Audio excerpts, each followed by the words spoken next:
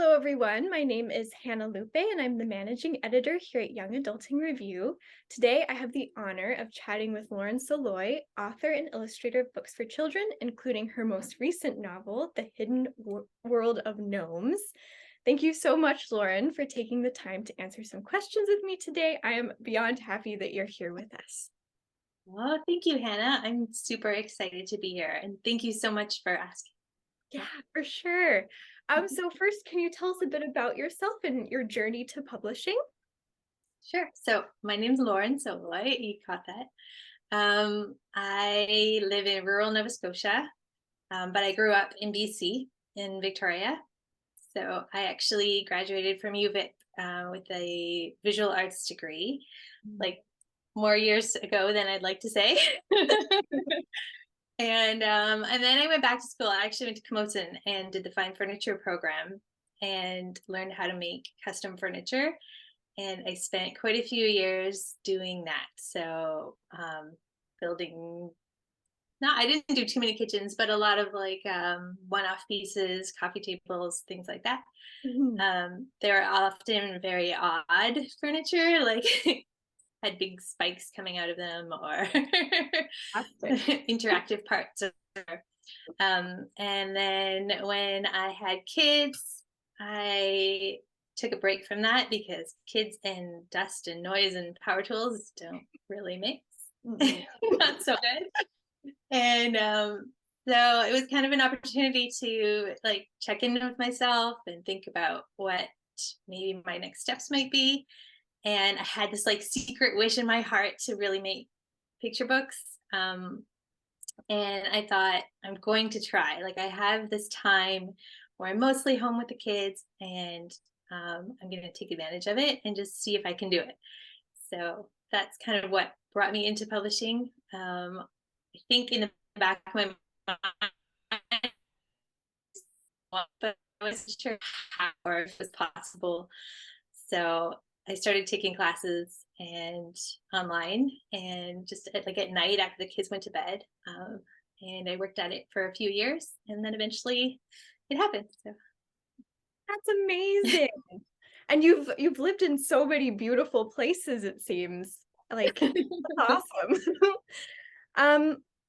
So your newest project, The Hidden World of Gnomes, it's so whimsical. It's almost like you've infused a bit of magic into the everyday, which is like my favorite part of children's literature. And as an author and an illustrator, what parts of your day-to-day resonate with you and inform your creative practice? well, firstly, thank you. That's so wonderful. That was definitely my goal. Like I love books that do that too. If you can infuse magic into every day, that's like the most amazing thing. So that's nice to hear. And now I forgot what the question was. Well, it's what parts of your day-to-day resonate with you and inform your creations?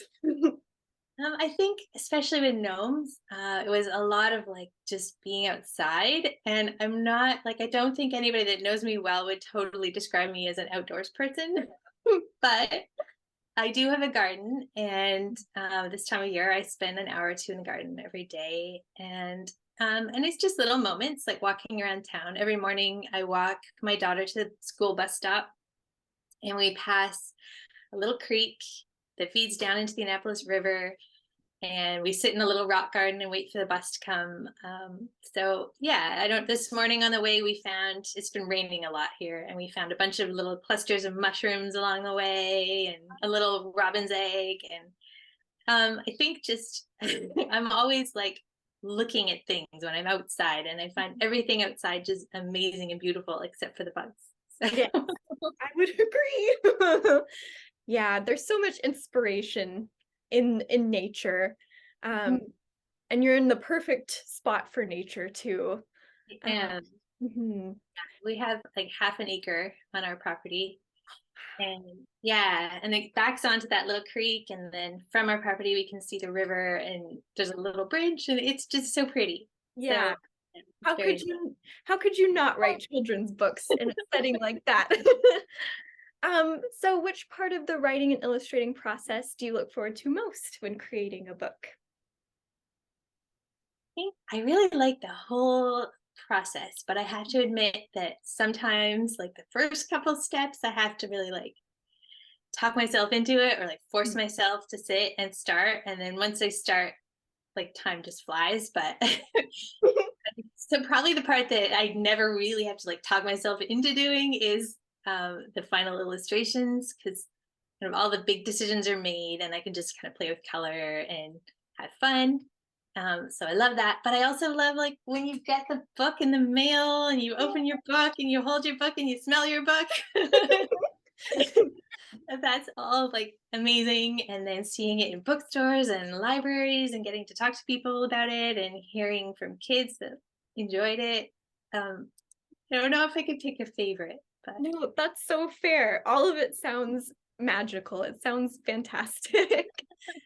Um, so what advice could you pass on to emerging writers and illustrators who are trying to navigate the publishing industry right now? ooh, I think the advice that I gave myself that I found the most useful was to be patient. So I'm not like by nature a super patient person. But I think that was the best thing that I could do and ended up doing. It didn't come easy, but I just kind of to say to myself, like, it's just going to take as long as it takes. Mhm. I think that just in talking to other people, that's almost like the recipe for success in publishing is just to say, I'm just going to do this for as long as it takes. Yeah.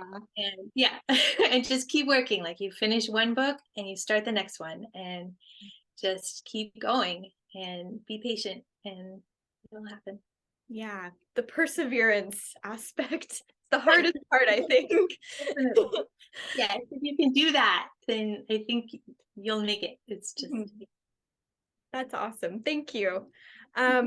And our final fun question that I like to ask everyone that does these recorded interviews is, do you have any writing or illustrating rituals, like listening to music or making a tea or lighting a candle, that sort of thing? well, like I start every day by walking my daughter to the bus stop. So that's like a really nice way to start the day. And I always have a tea.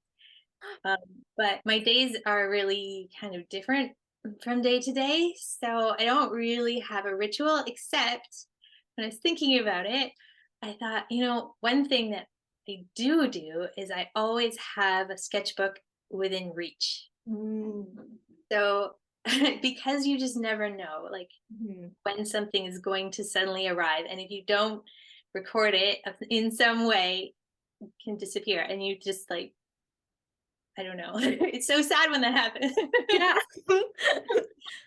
Sometimes I like pull over if I'm driving. I'm like, okay, I just have to write this down. It'll just, like, doesn't matter what I'm on the way to do. I have to stop and just, yeah. So I would say that's probably my main ritual is to Mhm. have, like, before I go out, I make sure there's something in my bag that I can write on if I need to.